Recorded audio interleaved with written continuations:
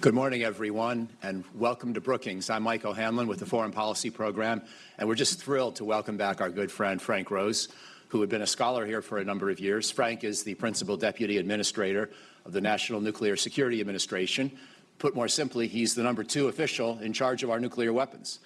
And he's been thinking hard about that issue for much of his career. A lot of his career has focused on what you might broadly call strategic issues. He's worked a lot on space. He's worked a lot on arms control, verification, and compliance. In fact, he was the Assistant Secretary of State for Arms Control, Verification, and Compliance in the Obama administration. Here at Brookings, he was a great teammate for all of us and taught so much about strategic issues and convened a number of important fora, wrote a lot of important work. And we know he will continue in that vein. Just a quick personal note before I welcome him to the podium, and then we'll proceed with his remarks, followed by a conversation up here, and then some questions from you. But I want to just tip my cap to Frank and thank him as an inspiration for his broad knowledge of strategy, but also history. He is just one of the most intellectual and thoughtful strategists and scholars I've ever met, and I've met a lot, being here at Brookings now for 30 years. And we were just exchanging memories and thoughts of the Southern campaign in the Revolutionary War, which is something that he taught me about and helped me get motivated to write the new preface for my most recent book on military history. And he still knows the details of the Southern campaign better than I do, even though I just finished a book chapter on the subject. So he's just also one of the greatest guys and a wonderful colleague. So could you please join me in welcoming back to Brookings, Frank Rose. Mike, thanks for that very kind introduction. It is fantastic to be back at Brookings. It's kind of funny. The best advice I received when I first got to Brookings was from our colleague, Bob Einhorn. He said, Frank, I'm going to give you a piece of advice. And that piece of advice is, do not try to compete with Mike O'Hanlon. He is an absolute freak of nature. I've never seen anybody put out more books. What are you on, 15 or 16 now? I mean, it's amazing. I mean, when I was in college, I had his first book, Defense Planning in the late 1990s. So I had a copy of that. I had him sign it when I came here. It kind of reminds me of a quote from former Senator Fritz Hollins from South Carolina. I think some of you of a certain age probably remember Fritz.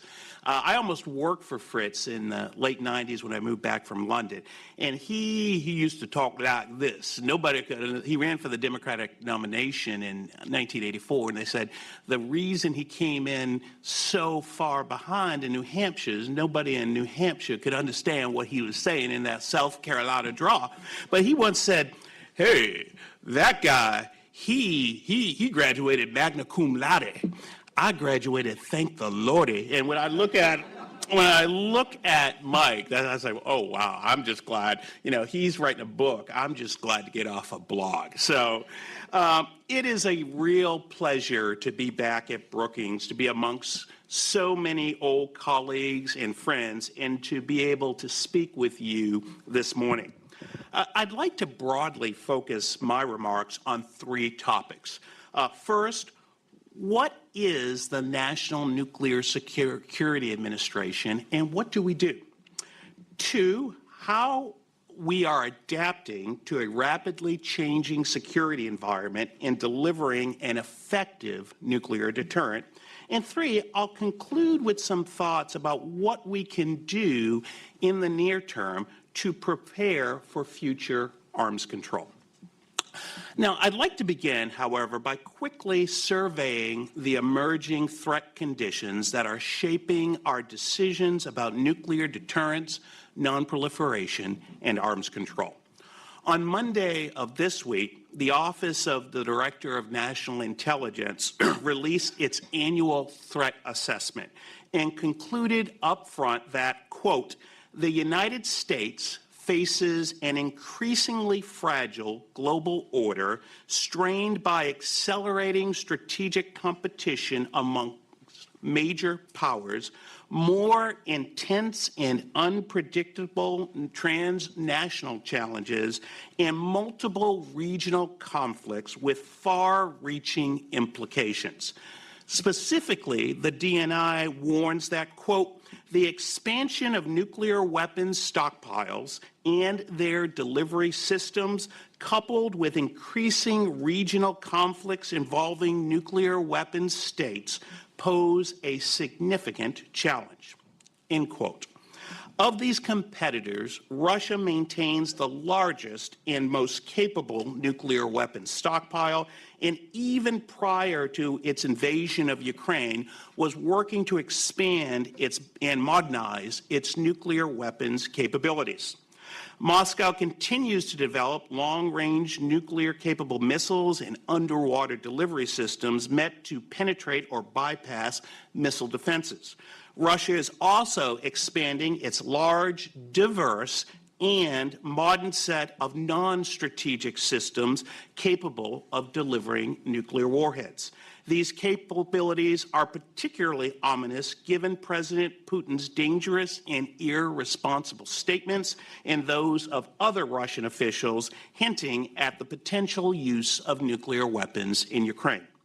Russia's unprovoked invasion of Ukraine has also featured an unprecedented event in the history of warfare: ongoing hostilities around and armed seizure of an operating civil nuclear power plant. The risks associated with military activities around and against Ukraine's nuclear facilities cannot be overstated. These activities undercut nuclear safety, hinder the International Atomic Energy's ability to fulfill its safeguards and security mandate, and increase the risk of a nuclear emergency that could affect large numbers of people in Ukraine and neighboring states, with impacts felt around the world. Russia's military attacks against and seizures of nuclear facilities in Ukraine severely undermine Moscow's claim to be and longstanding effort to promote itself as a responsible nuclear power, and have been strongly condemned by the international community. At the same time, China is in the midst of the largest ever nuclear force expansion and arsenal diversification in its history. According to the Department of Defense's annual report on Chinese military power, quote, the PRC is investing in and expanding the number of its land, sea, and air-based nuclear delivery platforms and constructing the infrastructure necessary to support this major expansion of its nuclear forces, end quote. This includes developing and building a fast breeder reactors and reprocessing facilities that would enable the swift expansion of its warhead manufacturing capability. Consequently, if it continues the current pace of its nuclear expansion, by 2035, China will likely field a stockpile of about 1,500 warheads. Together with hundreds of new ICBM silos constructed in the past 3 years, China appears to be abandoning its historic minimum deterrence posture. Moreover, despite repeated attempts by several U.S. presidential administrations, Beijing has shown no interest in engaging in either the strategic stability or arms control discussions expected of a responsible nuclear power. This opacity makes determining an effective strategy more difficult, both in terms of maintaining deterrence and in finding a way to integrate China in a future arms control and strategic stability framework. And note, I actually wrote an article when I was at Brookings called Integrating China into a Future Strategic Framework, so I recommend that to you. Looking beyond these near-peer competitors, North Korea continues to enhance its ability to threaten both our Asian allies and the U.S. homeland, expanding its nuclear weapons stockpile and a range of delivery capabilities and resuming ICBM testing. Indeed, in 2022, North Korea conducted 92 missile tests. Additionally, in stark contrast to the tenets of the Non-Proliferation Treaty, last year Kim Jong-un announced a, quote, new nuclear forces policy law that would permit North Korea to use nuclear weapons first against non-nuclear states. And in the past 5 years, Iran has expanded its nuclear program to operate more advanced centrifuges and enrich more uranium, including at levels closer to weapons grade. Consequently, the IAEA warned in December that Iran has enough material to make 3 nuclear bombs if it decides to cross the 60% enrichment threshold. And of course, Iranian proxies remain an active threat to our national security and to international stability, having attacked U.S. forces in Iraq, Jordan, and attacking international shipping in the Red Sea. Taken together, these developments make for a very complex international security environment, one that is dramatically different from the one we faced 25 years ago. The U.S. nuclear deterrent is critical to deterring and, if necessary, responding to these threats, which is why NNSA Administrator Jill Ruby has frequently observed, quote, not since the Manhattan Project has there been a more challenging moment for the NNSA. Now, let me say a little bit about NNSA, who we are and what we do. It's kind of funny, when the president nominated me for this job, I called my father and I said, Dad, the president has nominated me to be the deputy administrator of NNSA. And he said, Frank, you're going to be working outer space? I go, Dad, not NASA. Then he says, oh, you're going to be working for the intelligence community. I said, no, NNSA. Why don't you go look it up on the internet? So to his credit, he's 80 years old. He Googled it, called me back, and he said, Frank, this is a really cool organization. And I agree. And, you know, although I see some friends and colleagues out in the audience who are familiar with NNSA and its predecessor agencies, for those of you who are not, Congress established NNSA in 2000 to consolidate all the nuclear security work at the Department of Energy. And we have 3 key missions: ensuring the safety, security, and effectiveness of the U.S. nuclear weapons stockpile, reducing the threat of nuclear proliferation and nuclear terrorism around the world, and providing the Navy with effective nuclear propulsion for our submarines and aircraft carriers. Everything that we do at NNSA, from stockpile stewardship to detecting signatures of clandestine weapons programs, is underpinned by the nuclear security enterprise's unique expertise in science and technology. NNSA manages 8 government-owned, contractor-operated national labs, plants, and sites throughout the country. These partners and the roughly 60,000 scientists, engineers, technicians, managers, and support staff who comprise the nuclear security enterprise's workforce apply world-class scientific, engineering, and technological capabilities to support nuclear security and global stability. These partnerships are critical, and no partner is more vital to NNSA's success than the U.S. Department of Defense. After all, it is the Pentagon who designs, develops, and deploys the delivery systems that enable U.S. Strategic Command to execute its nuclear deterrence mission. In other words, DoD is effectively the, quote, customer for whom NNSA maintains the stockpile of nuclear warheads, making sure it meets military requirements such as quantity of weapons and yield. NNSA has the responsibility to design the nation's nuclear stockpile and to maintain the stockpile without resuming nuclear explosive testing. These complementary efforts are closely coordinated through the Nuclear Weapons Council, which keeps warhead and delivery platform programs aligned and provides management, oversight, and integration of all U.S. nuclear weapons programs. And NNSA is delivering capabilities to our partners, providing nuclear warheads that meet safety, security, and performance requirements.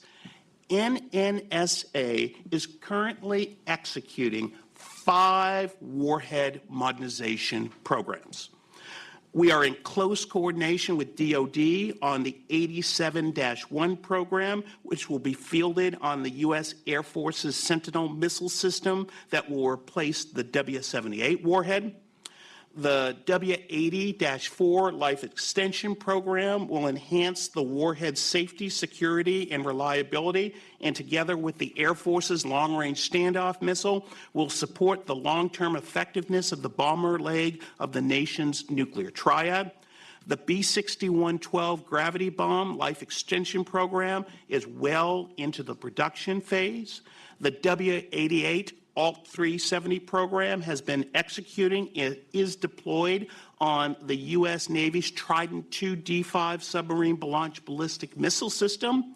And the W-93 program, our first new warhead in almost 30 years, is synchronized with our allies in the United Kingdom, which is modernizing its nuclear forces as well.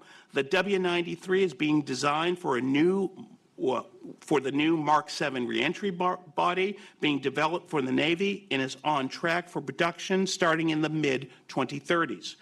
Crucially, we are also adapting to the rapidly evolving global threat environment. Both U.S. Strategic Command and the U.S. Strategic Posture Commission agree that we must be ready to deter 2 near-peer nuclear powers within a decade, and with the latter warning that the current program of record is adequate, but we will need to do more. Consequently, in October, the U.S. government announced the addition of the B-6113 to the program of record. This weapon will replace some of the B-61-7 weapons in the stockpile and have safety, security, and accuracy of the B-6112, providing the President with additional options against certain harder and large area military targets. These warhead modernization programs enhance the margin against failure, increase safety, improve security, replace limited life components, address component obsolescence, and support DoD's delivery platform modernization programs. We are pursuing a qualitative and comprehensive approach towards maintaining a viable deterrent for the future at a time of rising threats. This modernization strategy is not solely aimed towards meeting near-term threats the United States may encounter over the next 3 to 5 years, but rather attempts to look forward decades to hedge against risk and prudently plan for future contingencies. Moreover, NNSA is modernizing our stockpile both on schedule and at pace. This past year alone, NNSA delivered more than 200 modernized weapons to the Department of Defense, the largest number of weapons we have delivered since the 1980s. And the Los Alamos National Laboratory expects to produce the first diamond-stamped or War Reserve plutonium pit for the W-87 warhead program by the second half of this year. This is not to say we don't face challenges as we execute these missions and deliver the program of record. More than 60% of NNSA's infrastructure is beyond its life expectancy, with some of the most important facilities dating back to the Manhattan Project. Although we appreciate the funding Congress has provided for the purpose of rebuilding our national nuclear infrastructure, the COVID pandemic, acute supply chain disruptions, labor shortages, and inflation have exacerbated long-standing mission issues that make large-scale construction projects difficult. Respected economists Austin Goolby and Chad Severson have published findings concluding that the aggregate data shows a decade-long decline in U.S. construction productivity. And in the book, How Big Things Get Done, Brent Flyberg and Dan Gardner present evidence that large nuclear projects are historically the most overscheduled and budget of all complex construction activities. These are baked-in challenges we are working to overcome in modernizing NNSA's infrastructure. However, we are making significant progress on the large-scale construction projects that will serve as the backbone of the nuclear security enterprise's modernization. For example, the uranium process facility at the Y-12 site in Oak Ridge, Tennessee, is now over 70% complete. Glove boxes are installed in the main process building. Overall equipment deliveries are 96% complete, and in the last half of 2023, over 58 miles of electrical conduit and cable was installed. We are also making steady progress at the Los Alamos Pit Production Project, also known as LAP-4, removing old contaminated materials and installing new and modern equipment, including its first new glove box this year. And at the Savannah River Pit Production Facility, we continue with the design and simultaneous construction start, baseline and cost and schedule updates, and long lead procurement. We have reconciled safety basis issues and put in place an NNSA first-of-its-kind construction management contract. Our goal at the Savannah River Pit Production Facility is aggressive: to complete construction by 2032 so that rate production can support the W93 schedule. Moreover, to sustain this progress and address construction challenges, we have begun working with the Army Corps of Engineers, who basically built the United States, on best practices, especially in cost estimating and in introducing more disciplined metrics. While the U.S. nuclear deterrent is critical to responding and deterring threats, it alone is not sufficient to effectively respond to all the challenges in the nuclear security domain. For the United States and our allies and partners not only require a strong deterrent capability, but also an equally strong commitment to nuclear nonproliferation and arms control, and to counter global nuclear threats. Ultimately, in my view, deterrence and NNSA's non-proliferation and arms control missions are what Harry Truman said, two halves of the same walnut. NNSA has a special responsibility not only for sustaining and strengthening our nation's nuclear deterrent and its extension to partners and allies, but also working to reduce global threats to international peace and security and contributing to international security. Although any major arms control agreements with Russia and China are likely unattainable in the near future, I believe that arms control does have a future, but one that will involve new actors, emerging technology, and new experts.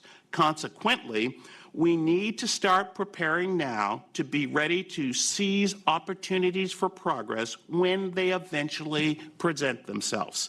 This is why NNSA has established a new arms control advancement initiative to invest in the next generation of arms control capabilities. This initiative increases NNSA's investment across the innovation and technology development process now and for years to come by focusing on 4 key areas: expanding monitoring and verification research and development, establishing a dedicated user facility at NNSA's Pantex plant for testing and demonstration of monitoring and verification technologies on warheads and high-fidelity surrogates, increased international collaboration, and a new next-generation arms control experts program to develop a cadre of technical and policy experts to support future treaty development and implementation. In other words, while we recognize that although we may not be talking to Russia and China anytime soon, through the Arms Control Advancement Initiative, we are thinking through strategies and developing the science that can underpin future arms control efforts. In the end, we must be mindful of setting the conditions today for a balanced approach to our nuclear deterrent for decades to come. This means maintaining a safe, secure, and effective and reliable nuclear stockpile and preparing the concepts and technologies for the next generation of arms control. To do this, we need new blood in the strategic deterrence and arms control community who can pursue these solutions with fresh thinking and renewed vigor. But it is necessary, and this is necessary in order to maintain an effective deterrent and global stability. I'll stop here, but I will say one of my fondest memories was hanging out in the Brookings cafeteria talking to my colleagues about many issues of the day. And I was so delighted to hear that the Brookings cafeteria will reopen next month. And I'm going to have to come here for lunch with Mike. I remember what a special place Brookings is when I came here shortly after I was hired. And I was standing in the sandwich line with Mike, and we were talking, and all of a sudden I saw this woman in front of me, and I said, "Hey, Mike, that really looks like Janet Yellen." And he's like, "Frank, that is Janet Yellen. She is a new fellow here." But it's just fantastic to be back. This is such an important institution that has made so many contributions to the security of the United States and our allies, and I am so delighted to be back, and I look forward to your questions. So with that, Mike, over to you. Should I be afraid or not? Welcome to the hot seat. Frank, that was great. Thank you. Fantastic remarks, a lot of information. I found myself listening very attentively. You were reminding me and or refreshing me or teaching me things I really had not known nearly as clearly. So that was a really good set of remarks. Let me pick up with some of the facts and figures and priorities of NNSA. First of all, this is, of course, budget month. Yeah. And the NNSA budget is substantial. It's a substantial fraction of the overall national defense budget. It's not the Department of Defense budget, but it is part of the national defense budget. It's something in the range of $40 billion, if I recall correctly. No, it's about 24. Okay, 24. Yeah. But if the overall difference between DOD and the national defense is about $45 billion, and you're the largest share of that. Right. But of the 24, could you break it down for us? Just you've explained a little bit about some of your activities, but could you do it in budgetary terms? Yeah. So our budget request that went up to the Hill on on Monday, is about 24 or 25 billion dollars. I should have had the exact figure, but about 19 billion goes to the weapons program. At the end of the day, our core mission is to design, build, and maintain the nuclear deterrent, but all the science and infrastructure that underpins the nuclear deterrent. It's kind of interesting. We took a Finnish delegation led by the Finnish ambassador to the United States out to the 3 national laboratories last week. And at the end of the week, I said, what's your key takeaway from this visit? They said, well, there was a lot of information. But the key takeaway they told me was they were impressed how the science was underpinned everything we do. So about $19 billion goes to the weapons program and associated infrastructure. About $2.5 billion goes to global threat reduction. And there's 2 parts of that. We have the Office of Defense Nuclear Non-Proliferation, which does all of the traditional non-pro nuclear security missions. And then we have the Office of Counterterrorism and Counterproliferation, which works around the world to be able to respond to nuclear or radiological threats. And then we have about $2 billion that goes to the Naval Reactors Program. Now, Naval Reactors is unique because it is a joint program managed by NNSA and the Department of the Navy. It is led by a 4-star admiral, Admiral Houston. NNSA provides about half the budget for naval reactors. The U.S. Navy provides the other. And that's just critical to ensuring that we maintain the naval reactors on the aircraft carriers and the submarines, which I would argue our submarines are one of the key asymmetric advantages that the United States has. Excellent. Where is the cleanup money? Is that in DOE but separate from NNSA? Yeah, the money for cleanup is in DOE, but there is a separate office called the Office of Environmental Management led by Ike White.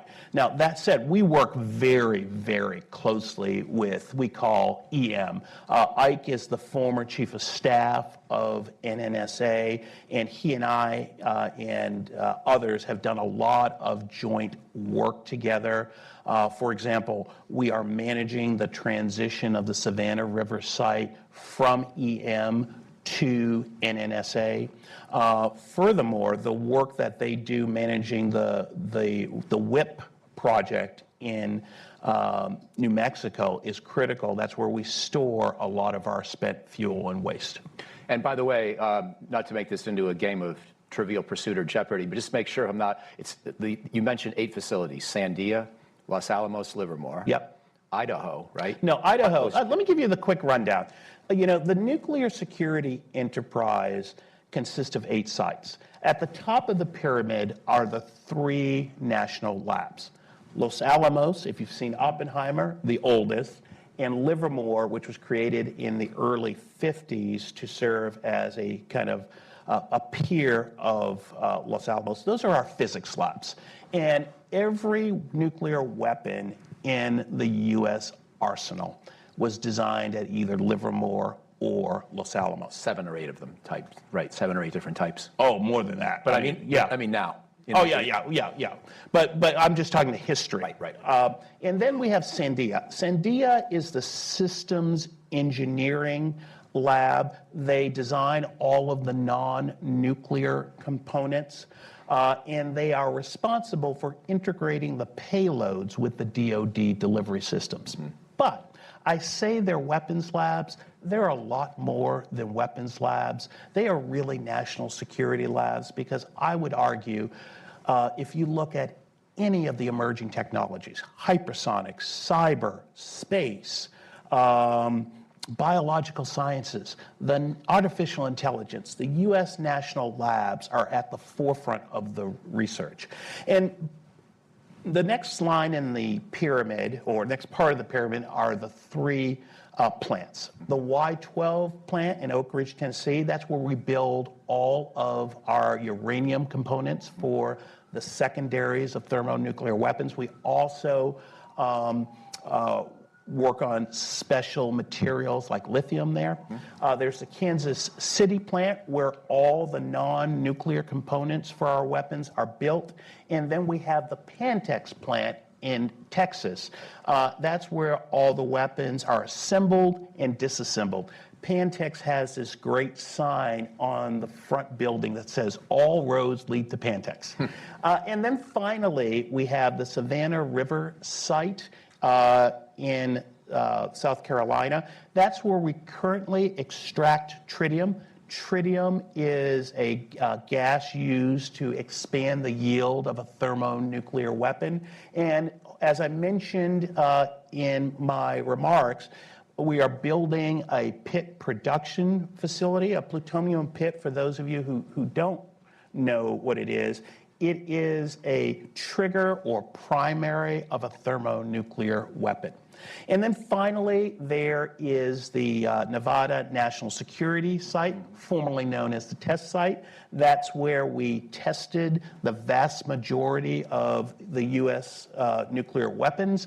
We no longer do explosive testing, but we conduct experiments there under our stockpile stewardship program to ensure we can maintain a safe, secure, and effective nuclear deterrent without a return to testing. We also do some work for our global security programs there as well. So that's the nuclear security enterprise. We got about 60,000 people in the enterprise. About 2,000 are federal civil servants. About 500 are members of the Office of Secure Transportation.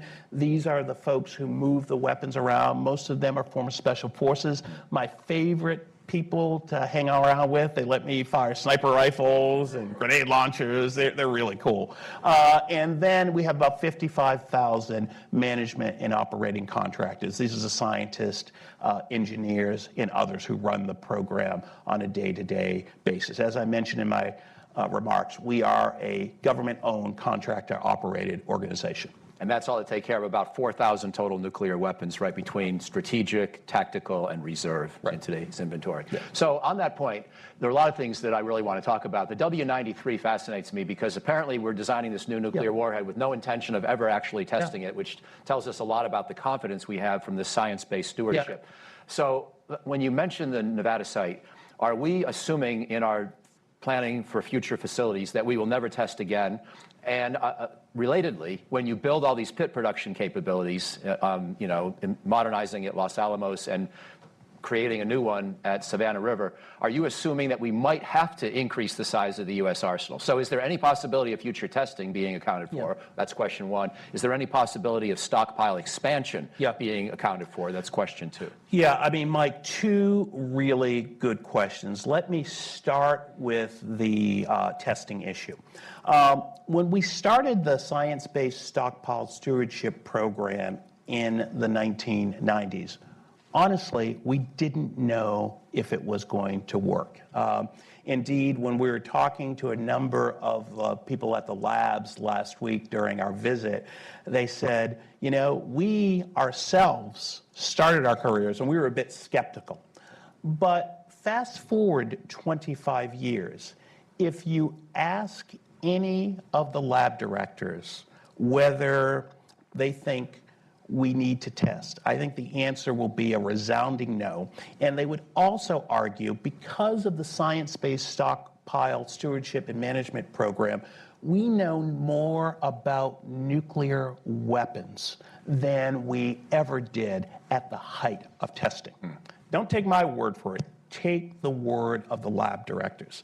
Now, that said, we have a process every year in which the lab directors have to write a letter to the Secretary of Energy saying that we can maintain a safe, secure, effective, and reliable deterrent without testing. And there's a whole process involved with that. It's not just the lab director writing a pen. We're taking weapons out of the stockpile, doing surveillance, having red teams, and this culminates into a briefing with the Secretary of Energy, the commander of STRATCOM, as well as the three lab directors, and they walk the secretary through, and I've sat through several of these meetings where the challenges are, but for the past 27, 28 years, they have said very clearly, we can maintain the deterrent without testing. And the president ultimately certifies that to Congress. With the W-93, as I mentioned in my speech, this is the first nuclear warhead we have designed in 30 years. And it will be the first nuclear warhead that we have designed without testing. But what I would say is, I think the labs are so confident in the work that has been done and our knowledge of how the weapons work, that we believe that we can design, build, and maintain this new weapon without a return to testing.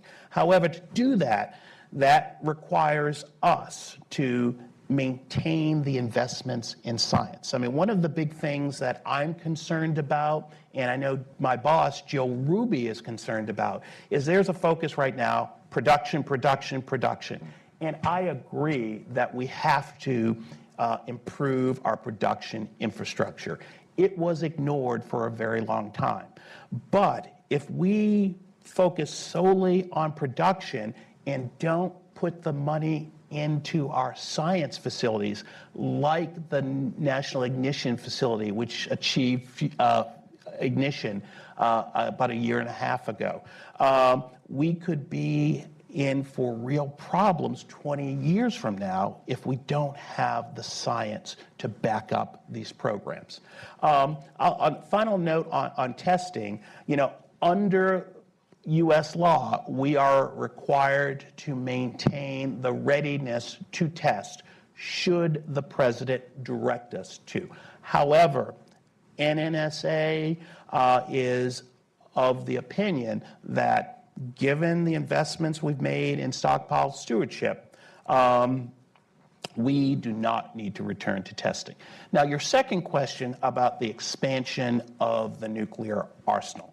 As many of you are aware, the U.S. Strategic Posture Commission said we may need more and or different types of weapons to respond to the evolving security challenge, especially that two-peer challenge.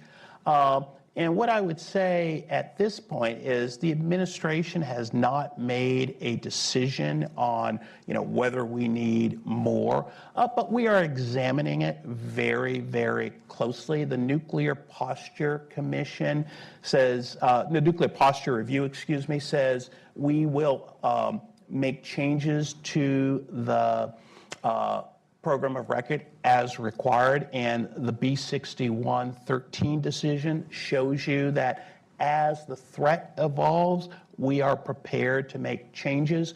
Congress, in the FY24 Energy and Water Appropriations Bill, provided us about $50 million to begin two phase one studies to look at what type of new capabilities we will need in this new security environment. So we're thinking about it. No big decisions to announce today. However, let me just say one point on NNSA. I do not criticize my predecessors for getting the future geopolitical environment wrong. We just didn't know.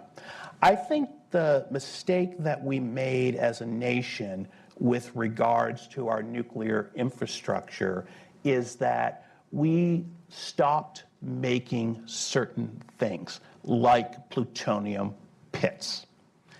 And one thing I've learned from this job is once you stop making a capability, it is hard to reconstitute that capability. So going forward, and as we rebuild our infrastructure, I think we need to do it in a way, and this is what we're trying to do, where you can scale up and scale down as the threat environment evolves. But at the same time, you keep the core capabilities and the people. And that's what we're trying to do with the Arms Control Advancement Initiative. I mean, the prospects for arms control right now in the near future are pretty bleak. But we want to make sure that we maintain, with a steady stream of funding, the research and development money flowing into the program, but also, more importantly, keeping the people. That was fantastic. I just have one final question. It's a little bit of a geeky techno question, but I think you can handle it. And even though neither one of us is a PhD physicist, but I'm curious about the W93 and, as you say, the pit and the so-called physics package, the pit plus the lithium, the trigger, the part that gets the whole thing going, which has usually been seen as the most sensitive part of a nuclear weapon. Is that a new design? Is the physics package itself new, or is this the weapon that decided to have a lower yield by making the secondary different? So you're still going to keep essentially the physics package as it is. And then related to that, as you start to create these facilities to make new plutonium pits, are you going to make them the same way as before? Because I know at Rocky Flats they were machined, and that created a lot of waste. And now the goal is to make them more, I think, out of a molten metal. But that concerns some physicists that if the pit is fashioned in a different way, it may perform slightly differently. So any concerns on that front? Well, what I would say, Mike, is, you know, if you look at the evolution of the U.S. nuclear stockpile since the end of the Cold War and our NNSA modernization program, at the beginning of the process, what we were focused on, for example, with the W76-1, is relatively minor changes to the non-nuclear components, reusing old pits, but keeping the physics package generally the same. Same thing goes for the W88, which is being delivered to the Navy as we speak, and the B6112. And the same thing will happen with the W80-4. However, the W87-1, that's essentially 95% new parts, including new pits, okay? The W93 will be a new weapon. Again, I want to emphasize that we have confidence through our stockpile stewardship program that we can build that in an effective way without a resumption of nuclear testing. So that it is a new warhead. I want to just make it very clear. I also want to note with the W93, it is not a joint program with the United Kingdom. A lot of people think the W93 warhead and the UK warhead, new warhead, is the same one. It's not. Now, they will have their own, we have to design our own separate physics packages, but a lot of the non-nuclear components will be similar. So we call them separate but parallel programs. On the specifics of the pit, that's classified, so I can't get into that. I don't want to go to jail. Right. I like you, Mike, but I'm not going to be your cellmate in federal pen. But what I would say is that we are working on pits in a way to ensure effectiveness. And another thing we're trying to do is bring in new technologies. I mean, as we rebuild our infrastructure, we don't want to rebuild it exactly as we did 80 years ago. We want to bring in new technologies to improve safety, security, and effectiveness. Okay, so one follow-up, and then please have your questions ready, but I just want to stay on this for a minute and not get either one of us into jail. But I haven't studied, this stuff the way you have and don't have the access you do. But I do recall from previous work at the unclassified level on the stockpile stewardship program that one of the things you can try to do, for example, to understand how a different kind of plutonium pit might behave is you could make a sort of a faux plutonium pit out of different material. And you could make it the same way you're going to make the new pits with a molten process.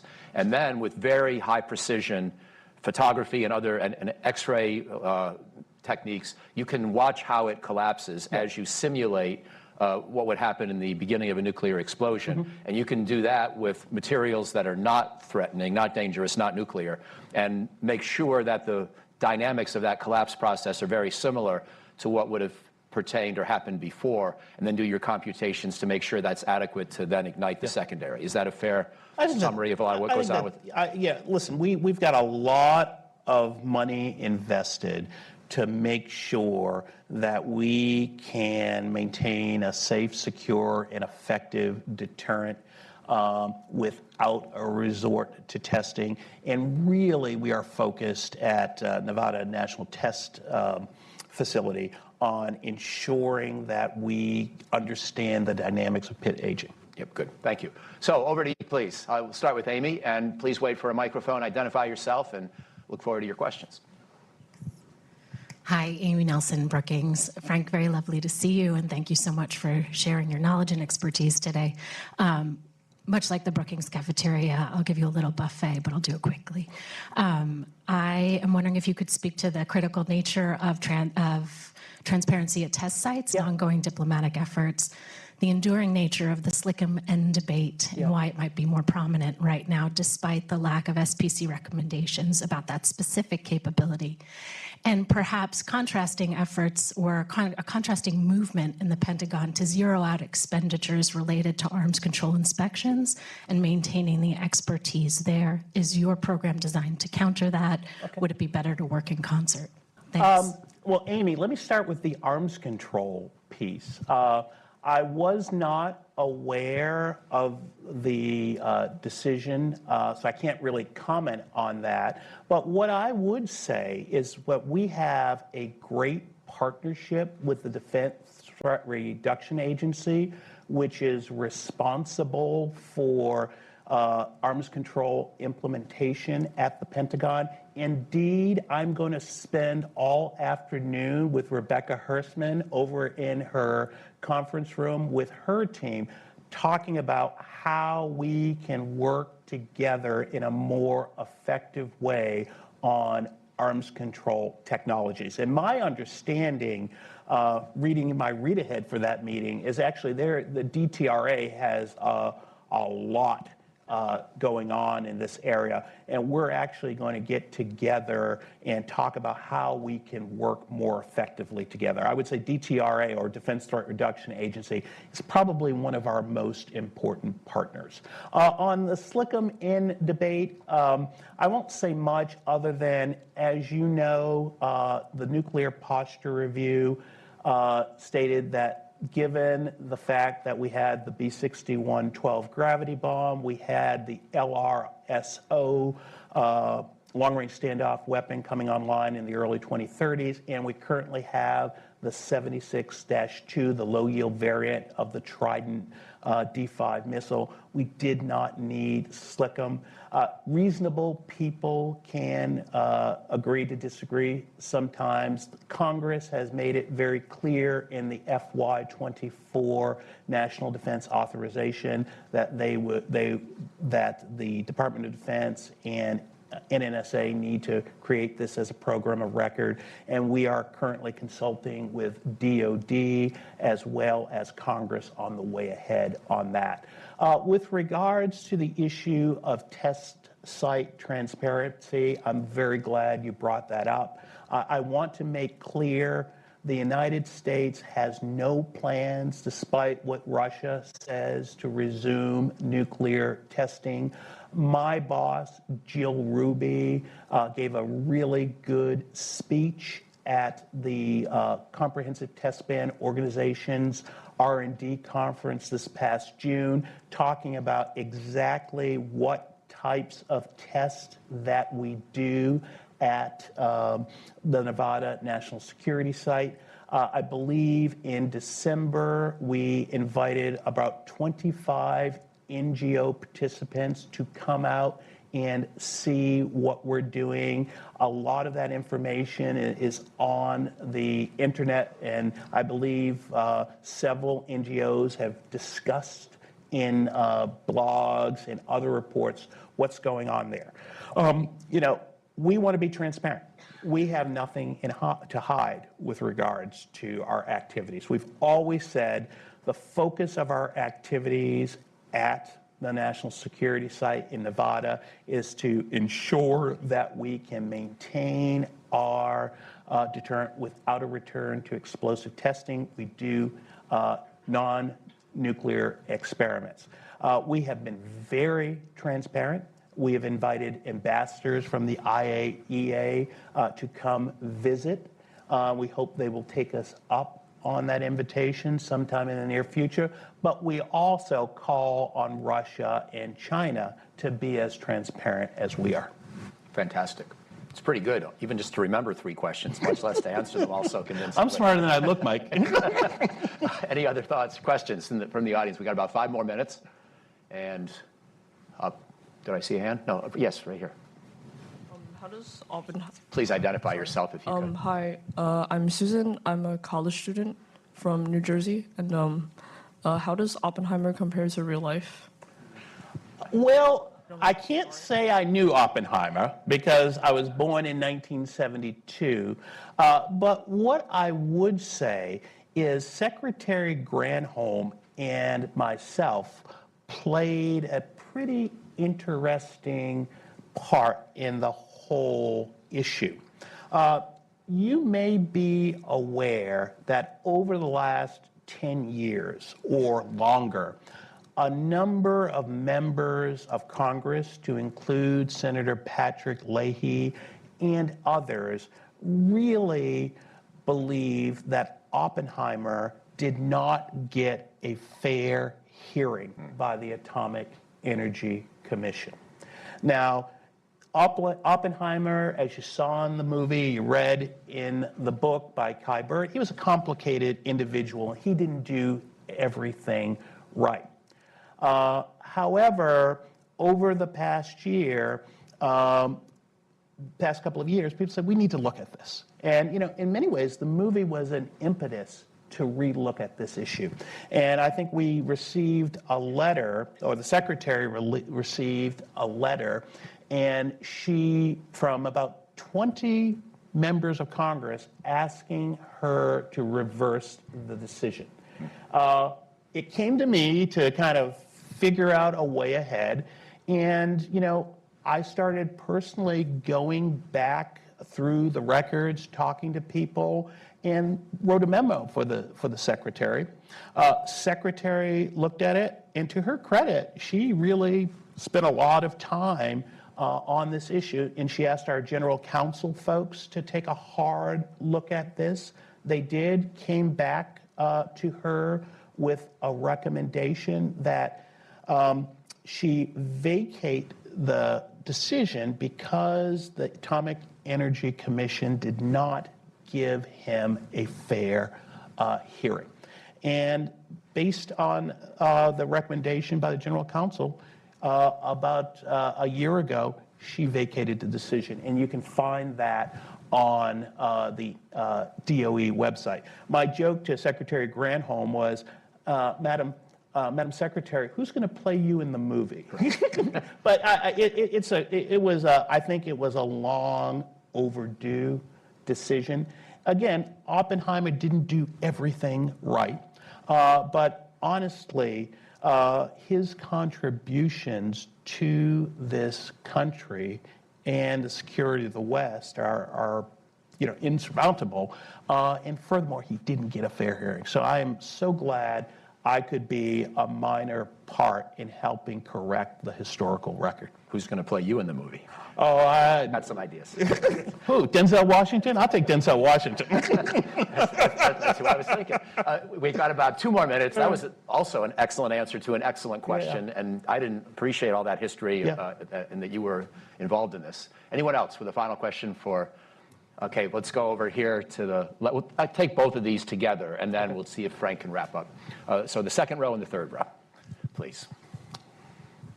Hello, my name is Iris with DTRA, and my question is, how does China's increased mining for and ownership of rare elements and minerals affect our ability to plan for and produce weapons of mass destruction? And if you don't mind, we'll take the other one at the same time. Thanks, Jeff Price, Johns Hopkins. It's good to see you, to see you, Frank Jeff. and Mike. So a little bit outside the scope, but you've kind of answered the question on nuclear testing, but Putin keeps coming back to this. Yeah. And I don't know if you have any insights you can share on what the burr under his saddle seems to be about accusing us of testing, whether it's preparation for him testing. And second, the Ukraine war has resulted in the use of all kinds of dual capable delivery systems and the like. And I know that there's thinking going on as to the implications of not just on arms control, where they don't want us to do inspections, but also, potential testing, evaluation of missile defense and delivery systems, and if that has any impact on the work that you're doing. Great. Well, Jeff, great to see you.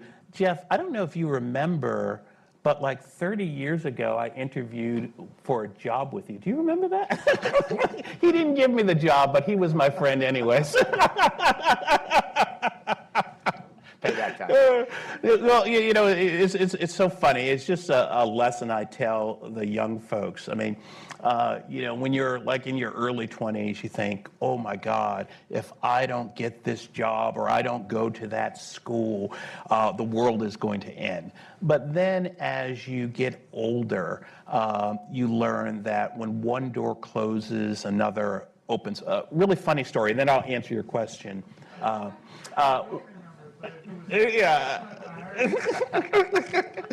Well, it's so funny.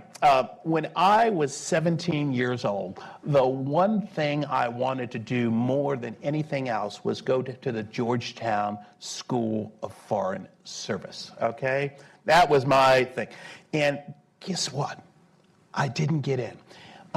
But you know where I was when I was 17 and I didn't get into Georgetown?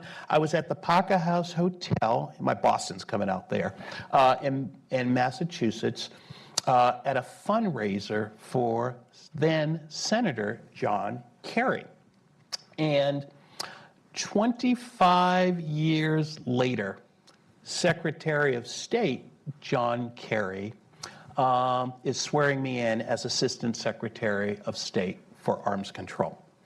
And I finally got my revenge on Georgetown because they invited me to teach there. So I told my Georgetown class, I taught on outer space while I was here at Brookings, this is the Georgetown rejects' revenge. To your two questions, honestly, Jeff, I can't read Putin's mind. However, if you look at what he has said and done over the last year or so, or 18 months with regards to nuclear weapons, it's not a very promising picture. They have suspended their implementation of the New START treaty, though they have agreed to maintain the overarching limits. They have de-ratified the Comprehensive Test Ban Treaty. They continue to make threats to use nuclear weapons. Something's going on there. What it tells me is, given his threats and actions, maintaining a safe, secure, effective, and reliable nuclear deterrent is critical to the security of the United States and our allies and partners. That said, we also need to maintain channels of communication with regards to arms control, risk reduction, and I will tell you, we are trying to talk to the Russians. But quite frankly, every time we try to engage on these issues, we are rebuffed. And the central message we hear back from the Russians is this: given the situation in Ukraine, everything else revolves around that. And that's very disturbing. As you know, Jeff, throughout the Cold War, there were lots of wars going on. but we continued to engage in discussions on arms control and risk reduction with the Soviet Union. Unfortunately, that does not seem to be happening today, and that makes me very, very concerned. With regards to your question on minerals in China, unfortunately, I can't talk about where we get all of our minerals, but what I would say is that I am thoroughly convinced that we have access to all the capabilities we need to maintain a safe, secure, and effective nuclear deterrent. Fantastic.